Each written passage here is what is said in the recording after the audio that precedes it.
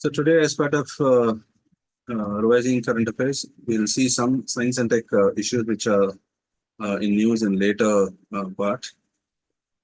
So we'll see about Peter Higgs, who died recently. So he's the one who discovered the boson, right? Higgs boson. So these four issues we'll have a short discussion.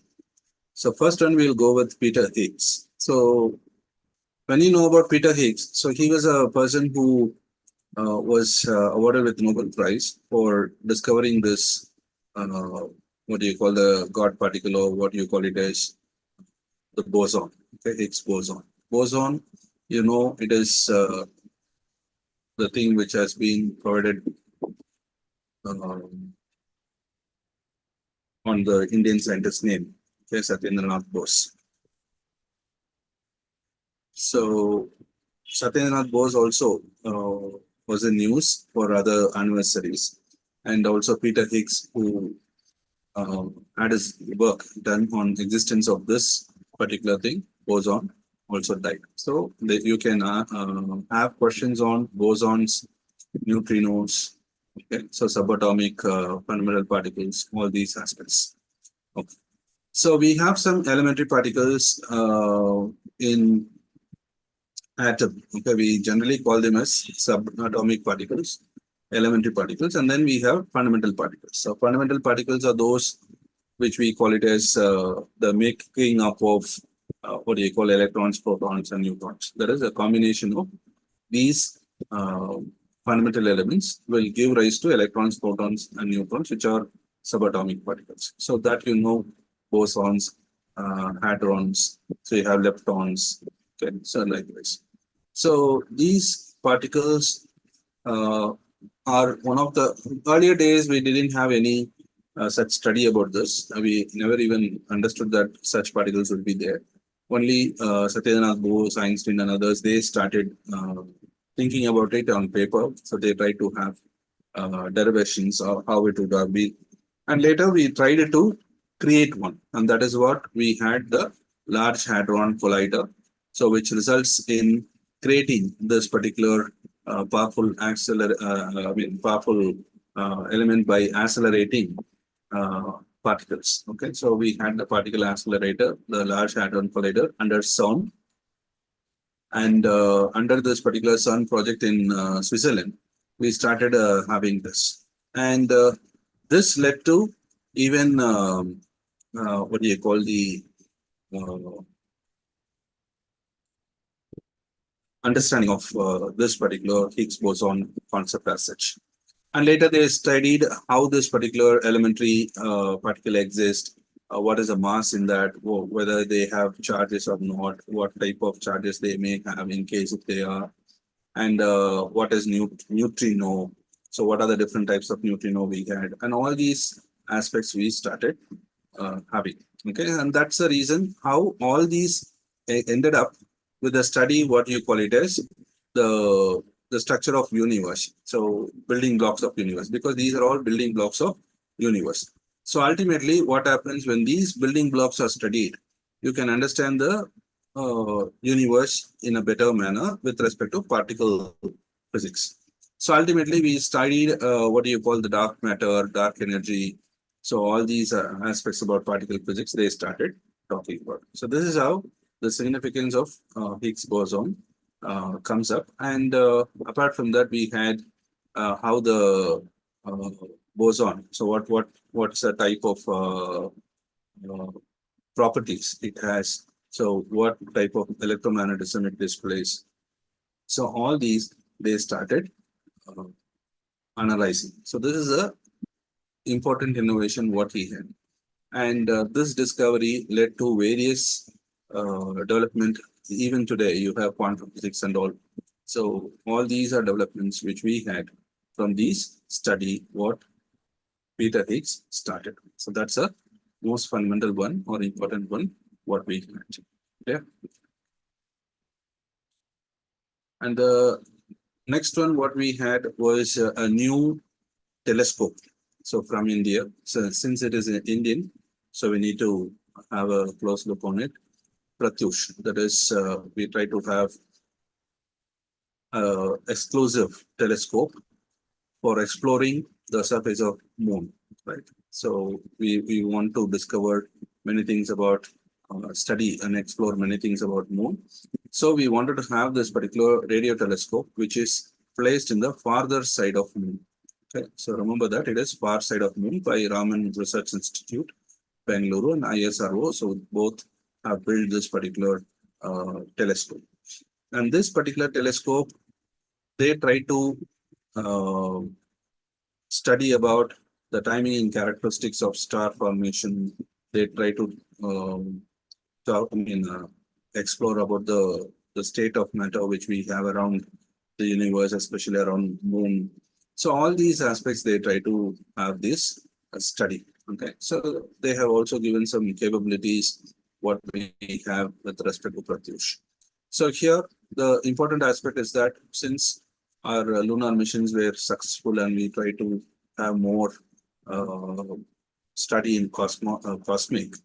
So this particular Pratyush telescope becomes important. Okay, so it's like a James Webb for us. Okay, so but it is really limited to moon and related to very uh, uh, uh, uh, less amount of or a shorter horizon, but still it's a significant achievement what we have made with respect to expanding the horizon of exploration in space.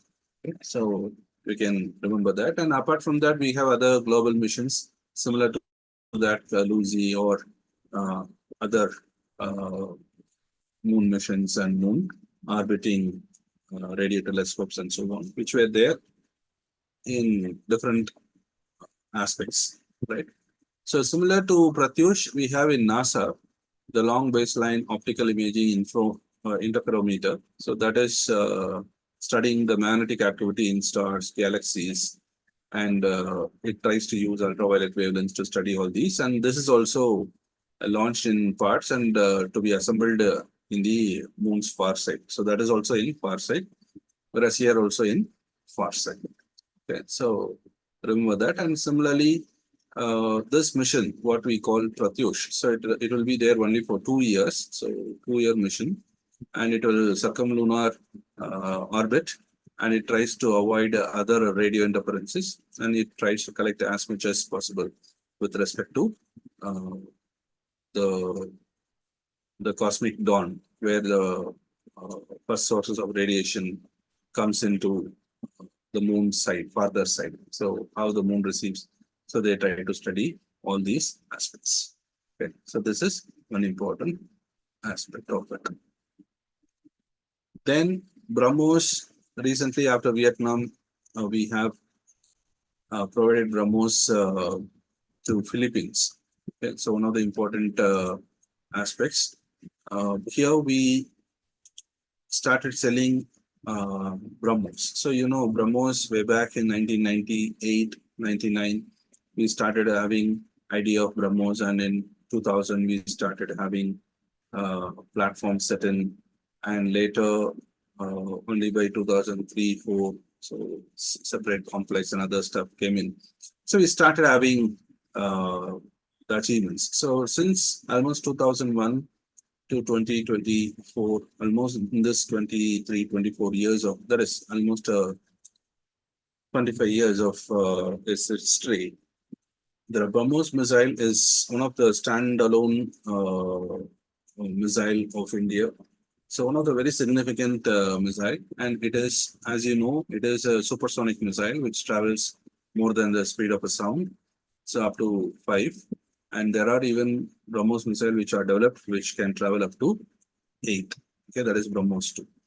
So these cruise missiles which run at supersonic speed, they are 2-stage. Okay, so they are 2-stage solid propellants, and they have jet technology, so they can get air while they travel itself because it is cruising in nature.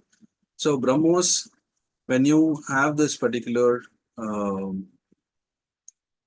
technologies upgraded, say especially scramjet and ramjet technologies which were there, and BrahMos can be highly scalable to hypersonic missiles and so on with ramjet and scramjet technology, that is supersonic combustion technologies. And especially you can see the speciality of BrahMos, where BrahMos will compared to other missiles. So it has 3 times more velocity.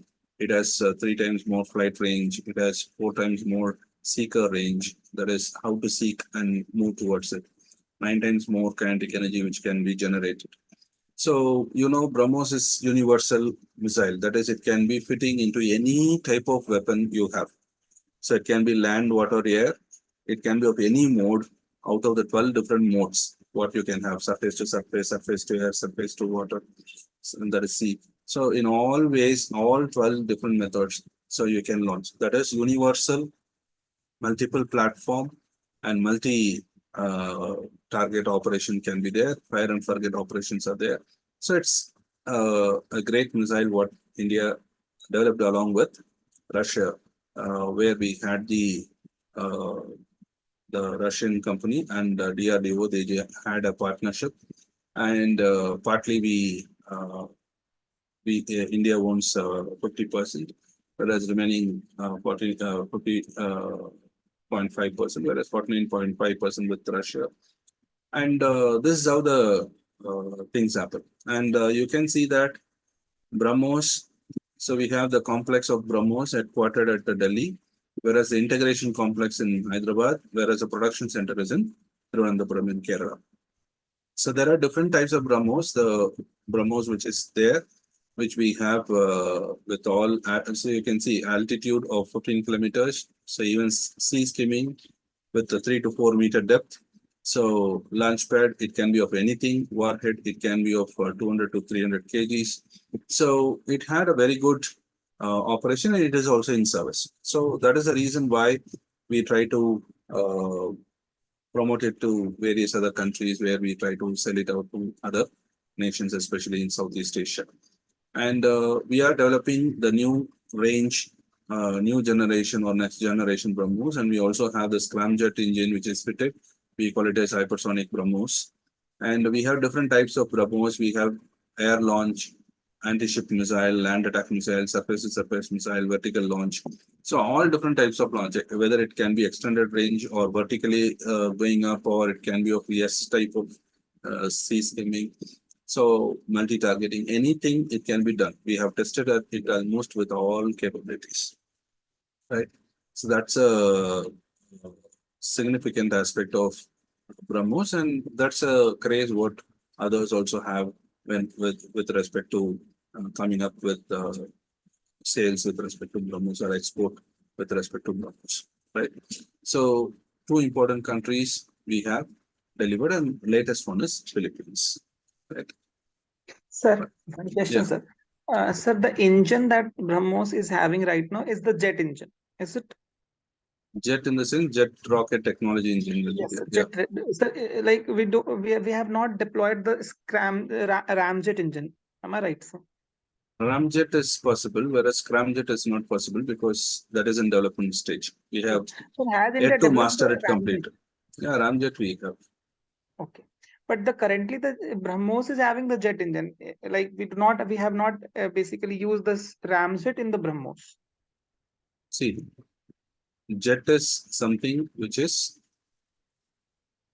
a simple technology where you will have fuel, oxygen will be taken from outside. Ramjet means the combustion which happens in the jet engine should be supersonic, right? Yes. But the movement will be subsonic.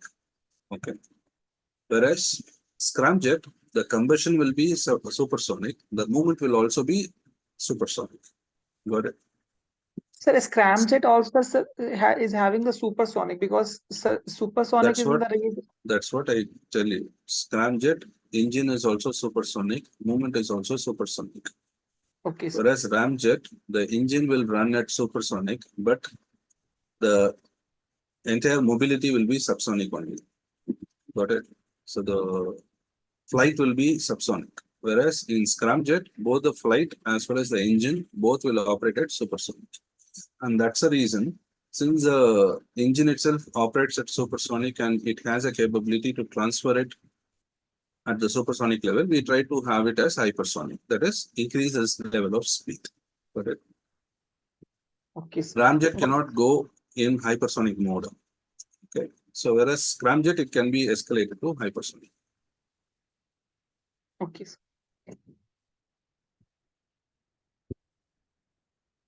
So So, sir, it won't have cryogenic technology. it doesn't require, right? Because the range is very short.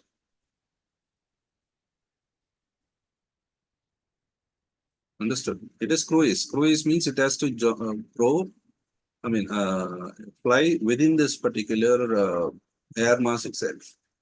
So usually cryo will be for a very long distance, and that too heavy material should be there. So it is hardly, the warhead is just 300 to 400, and the body mass will be similar to that. So totally it has to carry around 500 kg, that's all. Right. Whereas Agni and all, it has to have cryogeny because it is ballistic. Once it has to get out of the atmosphere, it has to re-enter. And after re-entering, it has to carry heavy mass. So naturally, the cryo technologies will be helpful for it. Clear? Clear, sir. Sir, just for the doubt listener, supersonic means like it is between the Mach more than Above, 1 to 5. see, usually more than one itself is supersonic only. But Yes, sir. generally, what we say, supersonic means up to 3. Okay, so 3 to 5, we call it as supersonic. Anything above 5, we call it as hypersonic. Yes, sir. So, But sir, technically speaking, hypersonic will be around 8. okay. Okay. Say 1.2 is also supersonic, but we don't take that technology as a great technology at supersonic. Supersonic means generally it should minimum travel at a speed of 3 Mach. Then we call that technology is really a supersonic technology. Understood? But by name, supersonic means greater than 1 Mach. Understood? Sir, what is the capacity? What is the range of ramjet engine, sir? Can you just We don't explain? have a range for these. We don't use range because these are cruise missiles. So usually it will be around 200 to 250 to 300 maximum. Within that it should. See, usually you have to deploy these cruise missile at a very short distance, right? It should Yes, be sir. theatrical missile.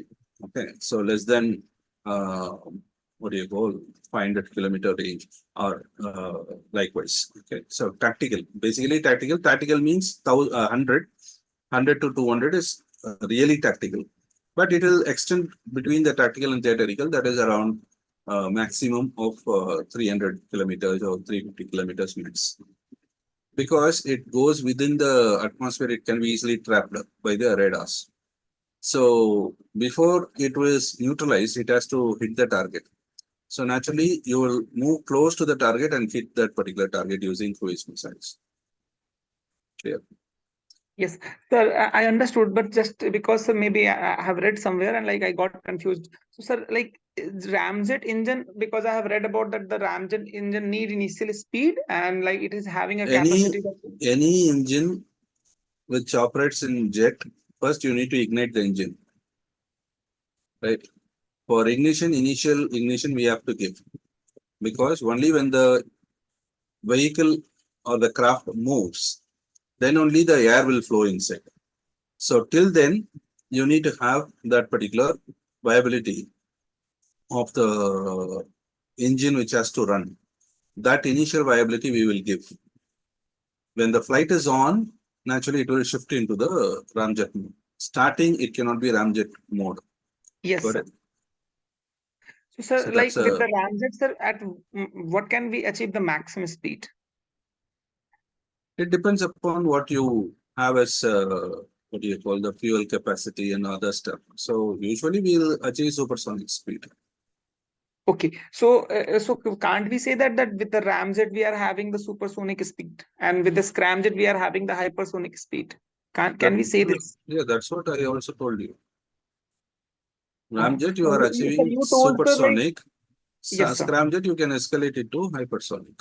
hypersonic. So, sir, if the statement is given that ramjet is a supersonic engine, so Can we take it correct? Say, understand one thing clearly. You can make BrahMos run even in subsonic speed Yes, sir. with the ramjet also. Yes, sir. Supersonic or hypersonic is a maximum capability what a missile can operate. That's a Yes, sir. simple logic. They won't ask you in this fashion that whether ramjet will be supersonic or subsonic. How it operates is a question. Say whether at what speed, what do you call, Agni moves. So Agni can move in a particular speed. If you have a less fuel, it will go in a very lethargic thing, right? Because you are not putting it in the maximum capability. When you have the less capable, say take your vehicle, your bike. So you have a capability of say 15 liters tank. So when you fill 15 liters tank, it will move to that particular range in that particular speed. Got it? When you have just a 2 ml petrol, but you just raise it to maximum RPM. So whether it can move to next 2 meters or 10 meters or 20 meters, no, because your fuel would have consumed that particular increase in RPM, right? Yes, sir. So that is what the thing what you are asking for. Got it? So when you have the full capacity, the ramjet will scale up to supersonic speed. When you Super. don't scale up, naturally it won't. But ramjet engine will operate in subsonic. Yeah, It means the air that is entering is at the subsonic. subsonic speed. Scramjet is supersonic combustion. Supersonic. Combustion happens Supersonic on the combustion. supersonic combustion. I understood, sir. Totally got it. So that is the difficulty what we have, because in ramjet, when the air flows in, you try to reduce the speed of the air and combustion starts, and then the engine will run at the flight will run at the supersonic level. Whereas in the scramjet, the engine itself will start and run at the supersonic speed. So the combustion itself will be supersonic because the incoming air will be supersonic. So in that way, the combustion has to happen. So that is the difficulty in the scramjet technology. So otherwise, the technology would have been not much difference between ramjet and scramjet. Yeah. So initial ignition and combustion, how it is going to happen. So here it will happen at the subsonic, there it will happen at the supersonic. But both the side flight will operate in supersonic, and in scramjet you can, since the capacity of the engine is higher, you can go even more than what you call hypersonic. Yeah. Yes. So when you can have high speed, that is, say for example, like hypersonic and all, then you can cross that particular 300 in within few seconds, right? So now in that particular case, we try to increase the range of the missile. So from 500 to 1000, 1500 like this. Got it? So hypersonic missiles will be will be almost invisible in the short range. So they can get that particular hypersonic missiles output even at a longer ranges because of their speed. Clear? Fine. Okay. Similarly, we have another important development. What we have under DRDO, we have a laser weapon developed named Durga II laser weapon. So this is actually a lightweight energy-based weapon, okay, because it is laser. So it is actually directionally unrestricted ray gun array. Okay, so it is an array. Array means it is a group of weapon, and unrestricted ray means you have different angles the rays can be developed, and that too a laser ray can be generated. Okay, so this is how the a lightweight energy-based weapon has been created by DRDO. So why we try to have this? We try to have this because we want to have a huge amount of what do you call the deployment of warfare or war weapons which are at different capabilities. Okay, so traditionally we have fire weapons or firearms which will be operated in a particular way, in a particular direction, in a particular effect. Whereas now with laser, we can increase the range, increase the impact what it can create. So for that reason, we have different types of laser weapon. So naturally, since it is laser, we have very precision targets, and naturally we can reduce or increase the collateral damage. So reduce the collateral damage for us, increase the collateral damage for the enemy, and also it has an advantage of affordability, lower the cost per shot. So likewise, and lethality. Yes, of course, it is lethal because it will travel at the speed of light. You know, laser is nothing but light. So ultimately, it is going to have this phenomena, and laser, you know, it is not going to be affected by gravity and all. So naturally, we have a great advantage of developing a laser weapon. So there are different types of laser weapon, which that is weapons in this particular case, energy weapons. So we have laser-based weapons, or we have microwave-based weapons, or even particle beam weapons. So which are even at high speed, which can create a high velocities, where they can create a lethal damage because of ionization effect what they can have, right, in particle beam lasers. So these are different types of laser weapon and or different types of energy weapons what we have, and Durga is a laser weapon in this scenario. Clear? Sir, can you explain about the array aspect, like how the weapons will be, what kind of, So how it will is, as you can see in the picture itself, you can see how the array is. So array means it is going to be not a single point source, it will be of different point source, right? So because single point source, naturally what will happen? It can be easily destroyed. So array means it's a large collection, right? So in that particular way, array weapon will be difficult to be located because multiple source of laser will be there. Clear? Okay. But sir, one weapon will target basically one to one, basically means like one laser will focus on only one target. Of course. So Something that's like a reason why you have array of weapons. okay. Clear? And also interconnected. One has the other interconnectivity. So it will not target the same thing. So when one weapon targets one, the other weapon will target the other aspect. Clear? Yes. Fine.